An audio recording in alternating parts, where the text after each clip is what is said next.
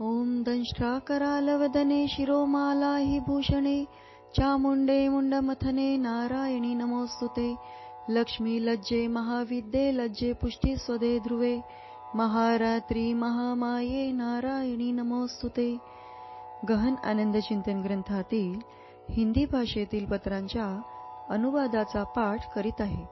पत्र संख्या 54। प्रिय, तुझे पत्र इथे 29 मेला पोहोचले, ज्याला तू स्वतःला 2 पाटांच्या मध्ये तुटणे किंवा भरडले जाणे असे म्हणतोस, मी तर त्याला सुद्धा श्री श्री ठाकूरांनी तुला दिलेले वरदानच समजतो। कारण त्यामुळेच संसाराच्या असारतेची तुझी जाणीव परिपक्व होते आहे। परंतु अजून बरेच अंतर गाठायचे आहे। कारण तुला याचे दुःख आहे की तुझ्या संपत्तीचा एक मोठा भाग तुझ्या भावाने आपल्या नावावर केला आहे आणि तू अजूनही विचार करतोस की तू काहीच चूक नाही केलीस। या गोष्टींना तुझ्यापासून सर्वथा वेगळ्या कर। रामकृष्ण मिशनपासून प्रभावित होण्यापेक्षा जर तू श्री रामकृष्ण देवांकडून प्रभावित झाला असतास तर कदाचित तुझी अशी स्थिती झाली नसती।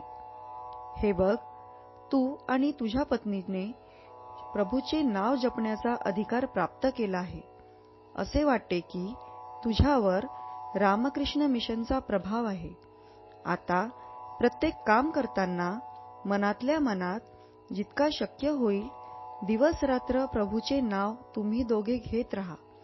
संख्येचा हिशोब तेव्हाच ठेव जेव्हा आसनावर बसून विधीपूर्वक जप ध्यानादी करतोस। मानसिक जप करताना त्याची गणना आवश्यक नाही आहे। लक्षात ठेव, संसारासंबंधी अजिबात विचार करू नकोस, तर ईश्वराविषयी विचार कर।